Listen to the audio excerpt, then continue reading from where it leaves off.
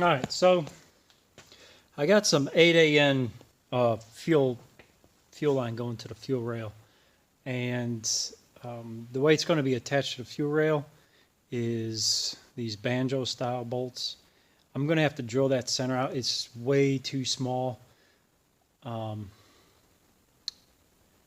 Yeah, that's supplying 8 injectors. That gets small fast, so I'm going to have to drill that out. So, oh yeah, that's a little better.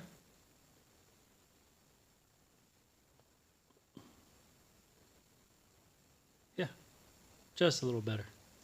All right, here we go. This is a fuel system underneath the truck. Goes from the tank, filters, saddled around the frame, all the way up. It's going to go in the fuel rail, and when it exits the fuel rail, it's going to go to the regulator. This way, there's a circulation of fuel. It's not a deadhead system or a circulating / deadhead system. I'm going to let the vehicle down and I'll show you what I mean.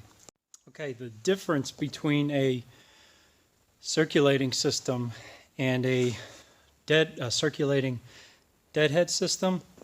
Let me get rid of this light. All right, so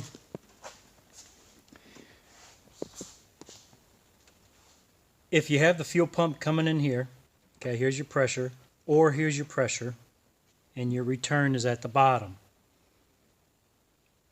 If you have your fuel pump coming in here, and this side going to your rail, it'll go to your rail, and it'll supply fuel to this one bank, and then it will cross over, and then supply fuel to the rear bank, and have it capped off. That is a deadhead system with recirculating here, because this will constantly circulate here, because this is where it returns.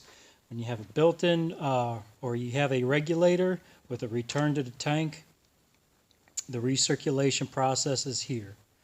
In order to have this fuel circulating on the engine and in the rail constantly, what you do is you run your fuel pump to your fuel rail. This way the fuel will travel down the rail, cross over, travel down the other rail, and then return to the regulator. And that's when it'll return to the fuel tank. That is so you have fresh fuel. There's no stale fuel in the fuel rail or the injectors. It's constantly moving, it's circulating, and that will cool the fuel, and it will cool the fuel on the engine, okay? There won't be stagnant or stale fuel in the system above the engine.